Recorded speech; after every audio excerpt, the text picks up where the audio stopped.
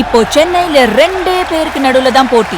ஒன்னு இஎம்ஐ, இன்னொன்னு rent. Porur, Kattupakkam. Rented ஹவுஸ்னா உங்க ரெண்ட், அவங்க அசர்ட். ஓன் ஹவுஸ்னா உங்க இஎம்ஐ, உங்க assert. For bookings call 8682089820.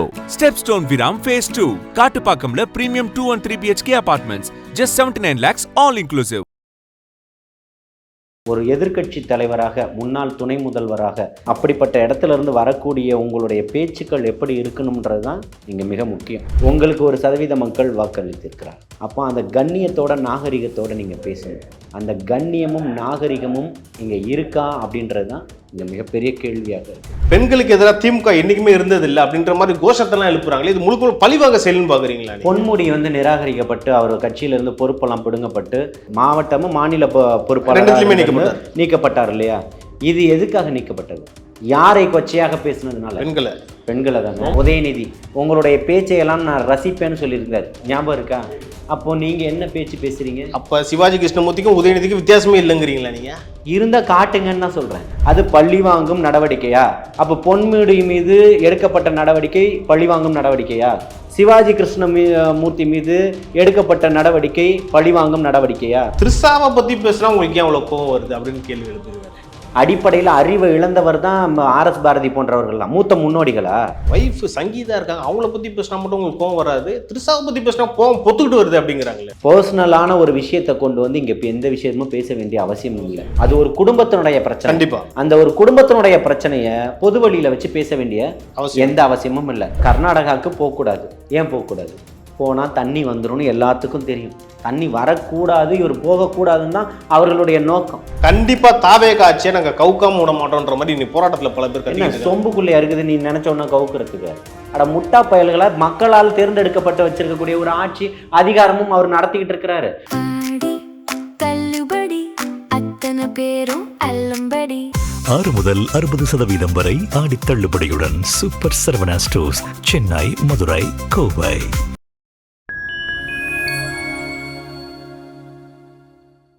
Fine time நேயர்களுக்கு வணக்கம். இன்று நம்மோடு இணைந்திருப்பவர் தாவேகாவின் மாநில செய்தி தொடர்பாளர் திரு அப்துல் ஜலீல் அவர்கள். அண்ணா வணக்கண்ணா. வாழ்த்துக்கள் அண்ணா.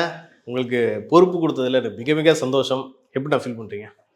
இல்லை, நமக்கு அதிகாரப்பூர்வமாக வேணால் இப்போ வந்திருக்கலாமே தவிர்த்து கட்சி என்னை எப்போதுமே அங்கீகரிச்சுக்கிட்டு தான் இருக்குது, அரவணைச்சிக்கிட்டு தான் இருக்குது.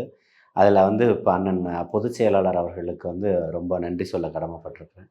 தலைவர் தளபதியும் சரி, எப்போதுமே நம்மளுடைய எல்லா காணொலிகளுமே கூர்ந்து கவனிக்கக்கூடியவர். அதில் எந்த பிள்ளை இருந்தாலும் அதை திருத்திக்க சொல்லுவார். அப்போ தான் நான் நினச்சிக்கிட்டேன், ஒரு தலைவனாக இருந்தாலும் எல்லா இடத்தையுமே கவனிச்சுக்கிட்டு இருக்கிறாரு அப்படின்னு சொல்லிட்டு. அதுக்காக எனக்காக பரிந்துரைத்த பொதுச் செயலாளர் அவர்களுக்கும் நன்றி சொல்ல கடமைப்பட்டேன். கண்டிப்பாண்ணா. நம்ம இப்போ சப்ஜெக்டுக்குள்ளே போயிடலாம். எதிர்க்கட்சி தலைவர் திரு உதயநிதி ஸ்டாலின் அவர்கள் இன்னைக்கு காலையில் கைது செய்யப்பட்டிருக்காரு. தமிழ்நாட்டில் பல இடத்துல பார்த்தீங்கன்னா இன்னைக்கு திமுகவினர் ஆர்ப்பாட்டம் பண்ணிட்டு இருக்காங்க. நேற்று அவர் சொன்ன சில அந்த வார்த்தைகள் இன்னைக்கு ரொம்ப பல பேரை கொந்தளிக்க செஞ்சிருக்கு, குறிப்பாக தாவேகாவினரை. அவர் அப்படி பேசியிருக்கிறது நீங்கள் எப்படி நான் பார்க்குறீங்க? இல்லை, நான் எப்படி பார்க்குறேன்றதை விட அதை ஒருபோதும் அதை காது கொடுத்து கேட்க முடியாது. ஒரு எதிர்க்கட்சி தலைவராக, முன்னாள் துணை முதல்வராக பதவி வகித்து தன்னுடைய தாத்தா முதல்வராக இருந்திருக்கிறாரு, அப்பா முதல்வராக இருந்துக்கிட்டு இருக்கிறாரு. அப்போ இவ்வளோ பெரிய ஒரு கட்டமைப்பை நீங்கள் பார்த்துக்கிட்டு இருக்கிறீங்க. அதை நம்ம ஆதரிக்கலை. மன்னராட்சி வழிமுறைகளை வாழையடி வாழையை நம்ம ஆதரிக்கலை. இருந்தாலும் அப்படிப்பட்ட இடத்துல இருந்து வரக்கூடிய உங்களுடைய பேச்சுக்கள் எப்படி இருக்கணுன்றது தான் இங்கே மிக முக்கியம். 25 கட்சிகளை நீங்கள் கூட்டணி சேர்த்துக்கிட்டு நீங்கள் ஆட்சி அமைச்சிருந்தாலும் உங்களுக்கு 1% மக்கள் வாக்களித்திருக்கிறார். அப்போ அந்த கண்ணியத்தோட நாகரிகத்தோடு நீங்கள் பேசணும். அந்த கண்ணியமும் நாகரிகமும் இங்கே இருக்கா அப்படின்றது தான் இங்கே மிகப்பெரிய கேள்வியாக இருக்குது. அந்த கண்ணிய குறைவான நாகரிகம் இல்லாத அந்த வார்த்தைகளை கருத்தியலாக எதிர்கொள்ளணுன்றது எனக்கு உடன்பாடு, அதில் மாற்று கருத்தே கிடையாது. ஆனால் பொது வெளியில் பேசக்கூடிய ஒரு கருத்தியலை இருக்கக்கூடியவர்கள் எல்லாத்தையுமே பொது வெளியில் பேச முடியாதுன்றது எல்லாருக்குமே தெரியும். இங்கே சட்டமும் அப்படி தான் இருக்குது. அப்போது சாதாரண எளிய மக்கள் இருக்காங்க இல்லையா, இவங்க இதை ஆதரிக்கிறாங்களா அப்படின்றது தான் நம்மளுடைய கேள்வியாக எழும்புது. இல்லை, காலையிலே தஞ்சாவூர்லேருந்து போலீஸ் வராங்க, உதயநிதி அவர்கள் வீட்டு கைது செய்கிறப்ப முழுக்க முழுக்க இது பழிவாங்கிற செயல், பெண்களுக்கு எதிராக திமுக என்னைக்குமே இருந்தது இல்லை அப்படின்ற மாதிரி கோஷத்தெல்லாம் எழுப்புறாங்களே, இது முழுக்க பழிவாங்க செயல்னு பாக்குறீங்களா? பொன்முடி நிராகரிக்கப்பட்டு அவர் கட்சியிலிருந்து பொறுப்பெல்லாம் பிடுங்கப்பட்டு அவர் இதுல இருந்து அமைச்சரவையில இருந்து மாவட்ட செயலாளர்ல இருந்து பதவி மாவட்டமும் மாநில பொறுப்பாளர் நீக்கப்பட்டார் இல்லையா? இது எதுக்காக நீக்கப்பட்டது? யாரை கொச்சையாக பேசினதுனால? பெண்களை தான். ரொம்ப ரொம்ப சிவாஜி கிருஷ்ணமூர்த்தின்னு தன்னுடைய கட்சியில இருக்கக்கூடிய ஒரு பெரிய ஒரு தலைமை கழகத்தினுடைய பேச்சாளராக இருக்கக்கூடியவரை கைது செஞ்சு ஜெயில போட்டாங்க இல்லையா? அதுக்கு முன்னாடி இன்னொரு மேடையில் உதயநிதி உங்களுடைய பேச்சையெல்லாம் நான் ரசிப்பேன்னு சொல்லியிருந்தார், ஞாபகம் இருக்கா? அப்போ நீங்க என்ன பேச்சு பேசுறீங்க? அப்ப சிவாஜி கிருஷ்ணமூர்த்திக்கும் உதயநிதிக்கும் வித்தியாசமே இல்லைங்கிறீங்களா நீங்க? இருந்தா காட்டுங்கன்னு தான் சொல்றேன், இருந்தா காட்டுங்கன்னு சொல்றேன். அதாவது ஜெயலலிதா அம்மையார் அவர்கள் மேடையில் நின்றுட்டு இருப்பாரு, மற்றவங்கலாம் கீழே நின்று இப்படி பார்ப்பாங்கன்னு சொன்னது யாரு? ஸ்டாலின் தானே. அண்ணனும் நோக்கினான் அன்னையும் நோக்கினான்ற மாதிரி ஒரு ரொம்ப வேணாம், அதை உள்ள நம்ம பெருசா போத்தவல்ல. அவங்க சொன்னதை தான் சொல்றோம். ஆமா, ஆனா சொல்றதுக்கு நாகரிகமான வார்த்தைகள் இல்லைன்னு சொல்றோம். நமக்கே ஒரு மாதிரி இருக்கு இல்லையா? அப்போ இருக்கக்கூடிய காணொளிகள் எல்லா இணையதளத்திலையும் இருக்கு. இன்னைக்கு இருக்கக்கூடியவர்கள் அது பழிவாங்கும் நடவடிக்கையா? அப்போ பொன்முடி மீது எடுக்கப்பட்ட நடவடிக்கை பழிவாங்கும் நடவடிக்கையா? சிவாஜி கிருஷ்ணமூர்த்தி மீது எடுக்கப்பட்ட நடவடிக்கை பழிவாங்கும் நடவடிக்கையா? கடந்த காலங்களில் குஷ்பு ஒரு கருத்துக்களை சொன்னாங்க. என்ன சொல்லிட்டு ஓடி ஓடி ஒளிஞ்சிங்களா இல்லையா? அதுக்கு பேர் என்ன? ரொம்ப கொச்சையான ஒரு அரசியலை நீ திமுக கையில் எடுக்குதுன்னா பேசக்கூடாது இல்ல. கலைஞர் எதற்காக கைது செய்யப்பட்டார்? 2001 இந்த அம்மையார திருமதின்னு முரசொலியில எழுதுனதுனால. எழுதலாமா? தப்பு, தவறு தானே. அவங்களுடைய பர்சனல் எப்படி அதுக்குள்ள நீங்க போக வேண்டிய அவசியம் இல்லை. அவங்க வாயால செல்வி ஜெயலலிதான்றது தானே பதிவு செய்யப்பட்டது. ஒரு அந்த கோப்பை அந்த ஃபைலோட நாடான்ற ஒரு விஷயம் அது அதுக்கு முன்னாடி பழைய விஷயம், ரொம்ப பழசு. அது ரொம்ப பழசு. நான் என்ன சொல்றேன், இப்போ உள்ளது பேசுவோம். இந்த 2Kல இருந்து ஆரம்பிப்போம். இதை நீங்க பேசியிருக்கலாமா? ரொம்ப தப்புண்ணா, எவ்வளவு பெரிய தவறு. பல இளைஞர்கள் உங்களை இன்னைக்கு ஃபாலோ பண்ணிட்டு இருக்காங்க. அவங்களுக்கு தவறான ஒரு முன்னுதாரணமா இருக்காங்களா? அது ரொம்ப கேவலமான விஷயமா இல்லை பார்க்கப்படும். அது ரொம்ப தப்பா இல்லையா? அப்ப பண்ணக்கூடாது இல்ல. அதுவும் இன்னொரு விஷயம் ஆர்எஸ் பாரதி சொல்றது என்னன்னா, திரிஷாவை பத்தி பேசினா உங்களுக்கு ஏன் அவ்வளவு கோவம் வருது அப்படின்னு கேள்வி எழுப்பியிருக்காரு.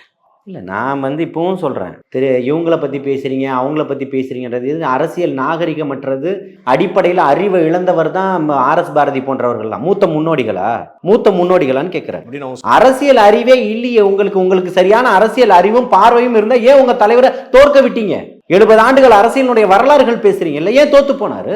இன்னொரு விஷயம் கேட்குறாங்க, ஏன் அவரோட வைஃப் சங்கீதா இருக்காங்க, அவங்கள பற்றி பேசினா மட்டும் உங்களுக்கு கோவம் வராது, திரிஷாவை பற்றி பேசினா கோவம் பொத்துக்கிட்டு வருது அப்படிங்கிறாங்களே. இங்கே பாருங்க, நீங்கள் பர்சனலான ஒரு விஷயத்தை கொண்டு இங்கே எந்த விஷயமும் பேச வேண்டிய அவசியம் இல்லை. அது சரியோ தவறோ, அது ஒரு குடும்பத்தினுடைய பிரச்சனை. கண்டிப்பா அந்த ஒரு குடும்பத்தினுடைய பிரச்சனையை பொது வழியில வச்சு பேச வேண்டிய எந்த அவசியமும் இல்லை. ஆர்எஸ் பாரதிக்கும் ஒரு குடும்பம் இருக்கு, அதை பத்தி பேசுவோமா? தப்பா இருக்கும்ண்ணா. சொல்றேன், பர்சனலா பத்தி பேசக்கூடாது. எந்த நிலையிலும் அதை ஆதரிப்பவன் கிடையாது. ஸ்டாலின் அவர்களை பத்தி பர்சனலா இருக்கு, பேசுவோமா? அரசியலா தான் பேசணும். அழகிரியினுடைய மகன் அவரை பத்தி பர்சனலா இருக்கு, பேசுவோமா? அப்போ இங்க என்ன தேவைகளோ அதை பேசணும். உங்களுக்கு டைம் பாஸுக்காக பேசுறீங்கன்னா அதுக்கான கிரவுண்ட் இது இல்ல. அப்ப திரு விஜய் அவர்களை அரசியலை எதிர்க்க முடியலன்னு நம்ம எடுத்துக்கலாமா? எப்படி கர்நாடகாவுக்கு போக கூடாது? ஏன் போக கூடாது? போனா தண்ணி வந்துரும்னு எல்லாத்துக்கும் தெரியும். தண்ணி வரக்கூடாது, இவர் போகக்கூடாதுன்னு தான் அவர்களுடைய நோக்கம். உடனே இந்த அண்டா செந்தில் பாத்தீங்களா, ஃபோன் எல்லார்ட்டையும் இருக்கு. 6 மாசத்துக்கு முன்னாடியே தெரியுமா தண்ணி வந்துரும்னு. ஏன் கத்துனீங்க இத்தனை நாளா? அப்போ மக்களை மடைமாற்றும் வேலை தானே பண்ணிக்கிட்டு இருந்தீங்க. ஏன்னா அங்கே மழை பொழிஞ்சிருமா, அளவுக்கு அதிகமாக தண்ணி வந்துருமா, தண்ணியை திறந்து விடக்கூடிய வேலை வந்துருமா, அதுக்கு 2 நாளைக்கு முன்னாடி தானே டிகே சிவகுமார் அவர்கள் பேசிய பேச்சை மேற்கோள் காட்டி எல்லாமே பேசுனீங்க. இப்போ நேற்று அவர் டிகே சிவகுமார் முந்தா நாள் பேசின பேச்சை மேற்கோள் காட்டி பேசுங்க. இங்கே இருக்கக்கூடியவர்களும் விவசாயிகள் தான், அவருடைய நலன் கருதி மக்களுக்காகவும் நாங்கள் தண்ணி கொடுப்போம் அப்படின்றத சொல்கிறாங்கல்ல. நீங்கள் என்ன கேட்டீங்களோ அதுக்கு குறைவில்லாமல் கொடுத்துருக்குறாங்கல்ல. இதுக்கு முதல்வர் போறதுக்கு உங்களுக்கு என்ன பிரச்சனை? உடனே உச்ச நீதிமன்றம், இப்ப எந்த நீதிமன்றத்துக்கு போனாங்க? வந்துருச்சு இல்ல, தண்ணி வந்துருச்சு.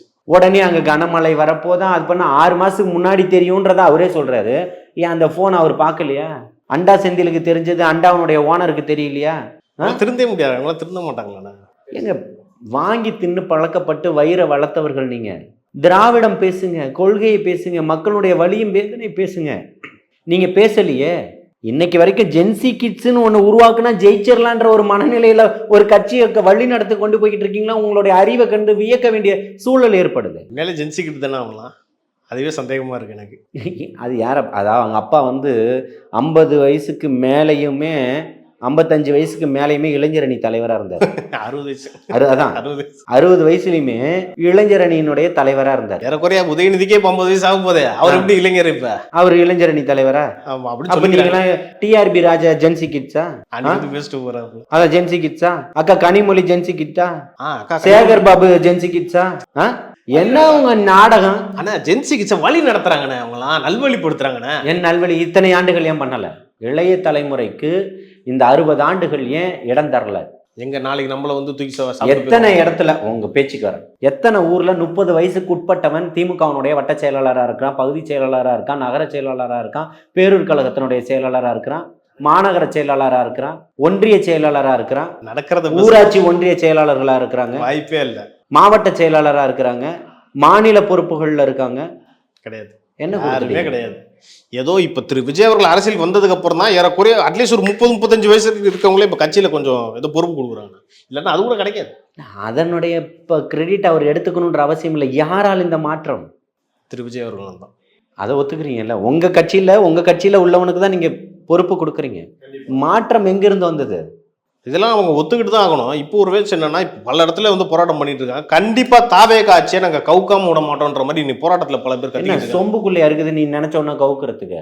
அட முட்டா பயல்களா, மக்களால் தேர்ந்தெடுக்கப்பட்டு வச்சிருக்கக்கூடிய ஒரு ஆட்சி அதிகாரமும் அவர் நடத்திக்கிட்டு இருக்கிறாரு. அடிப்படையில் இருக்கிறவர்களுக்கும் இல்லைன்னா தலைமைக்கு இல்லைன்னா அடிப்படையில் இருக்கிறவர்களுக்கு எப்படி வழி நடத்துவாங்க? அவசர ஆலோசனை கூட்டத்தை தவிர ஸ்டாலின் கூட்டி இருக்காரு. என்ன பண்ண போறீங்க?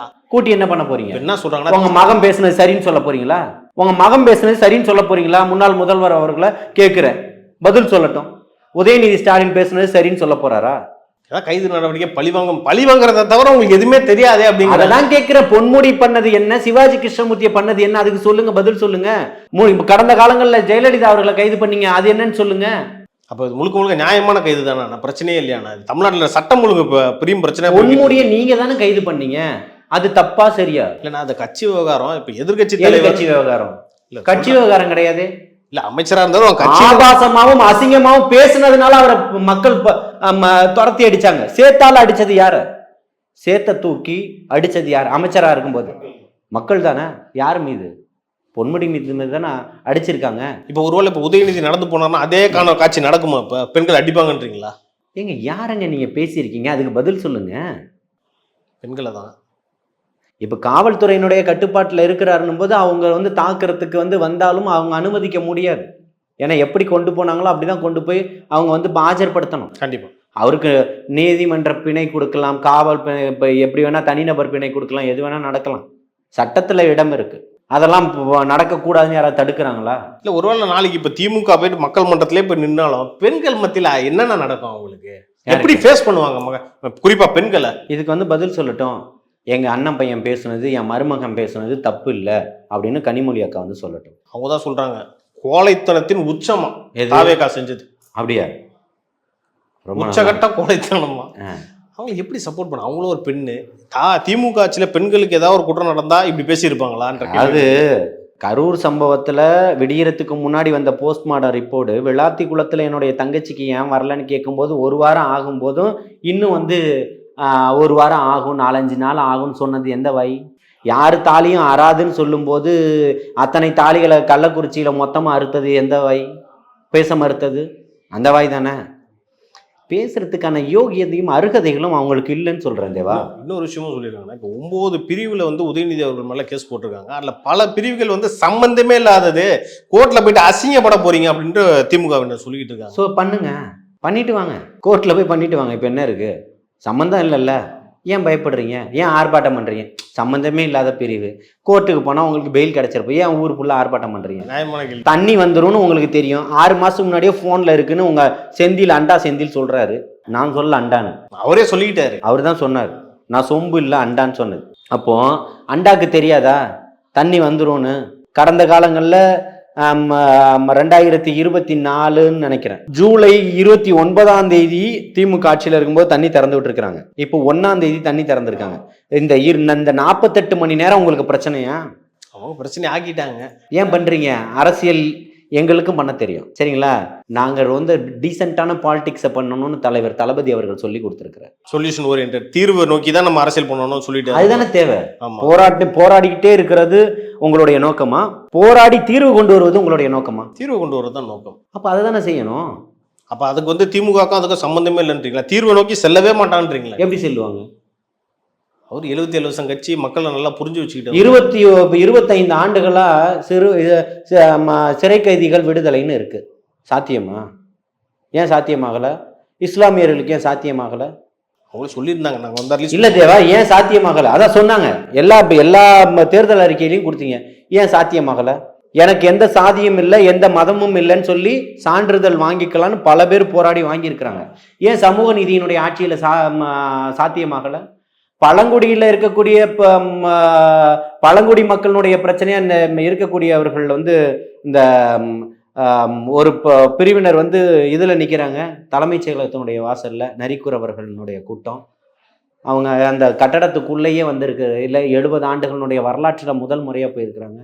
இதெல்லாம் வரலாற்று சாதனைன்னு நீங்க நினைக்கிறீங்களா? தாவேக்கா அரசு வந்ததுக்கு அப்புறம் தான் இதெல்லாமே சாத்தியம். சாதியின் பெயரால் 30 ஆண்டுகள் ஒரு இடத்துல கோவை மாவட்டத்து பக்கத்துல 25 ஆண்டுகள்ல இருந்து 30 ஆண்டுகளா ஒரு மாவட்டத்துல, கோவை மாவட்டத்துல பக்கத்துல இருக்கக்கூடிய ஒரு ஊராட்சிக்கு பேருந்து, ஒரு கிராமத்துக்கு பேருந்து போகல. இதை சமூக நீதினு எடுத்துக்கவா நானு? ஆனா இங்க தமிழக வெற்றி கழகம் ஆட்சி அமைஞ்ச உடனே அந்த இடத்துல வந்து அமைச்சரவை போடப்பட்டு 48 மணி நேரத்துல பேருந்து போச்சு. இது அநீதி, அநியாயம்னு எடுத்துக்கலாமா? இப்போ அதாவது திமுக ஆட்சிக்கும் சமூக நீதிக்கும் ஒரு சம்மந்தமே இல்லைன்றீங்க. இப்போ இது வரைக்கும் நீங்க மருத்துவமனையில் ஒரு தாயார் வீடியோ போட்ட உடனே மறுநாள் ஆய்வுக்கு போனாரு. இது அநியாயமா பார்க்கலாமா? நீங்க எங்கெல்லாம் போனீங்க? இன்னைக்கு ஒவ்வொரு நாளும் சட்டமன்றத்தில் உட்காந்துக்கிட்டு, தலைமைச் செயலகத்தில் உட்காந்துக்கிட்டு அத்தனை பேரையும் இன்னைக்கு பம்பரமா சொல்லல விட்டுக்கிட்டு இருக்கிறாரு. ஒரு நெறியாளராக நீங்க சொல்லுங்க, அவர் பண்றது தப்பு, டெய்லி அங்க போக கூடாதுன்னு சொல்லி. நல்ல விஷயம் தான். இன்னைக்கு அரசு அதிகாரிகள் பல பேர் ஒழுங்கா ஆபீஸுக்கு வராங்கன்ற மாதிரி எனக்கு தகவல் வருது இல்ல? எல்லா இடத்துலயும் லஞ்ச லாவணியங்கள் தடுக்கப்பட்டிருக்கா இல்லையா? கட்டுப்படுத்தப்பட்டிருக்கா இல்லையா? போதைகள் கட்டுப்படுத்தப்பட்டிருக்கா இல்லையா? டாஸ்மாக்குகள் ஒழுங்கா இயங்குதா இல்லையா? காலையில 12 மணிக்கு முன்னாடி திறந்துகிட்டு இருந்ததும் பிளாக்ல விற்கப்பட்டதும் கட்டுப்படுத்தப்பட்டிருக்கா இல்லையா? கண்டிப்பா பண்ணிருக்காங்க. சிறப்புண்ணா. பல கேள்விகளுக்கு நீங்க சிறப்பாக பதில் சொன்னீங்க. உங்களுக்கு நேரத்துக்கும் கருத்துக்கும் நன்றி. வாழ்த்துக்கள்.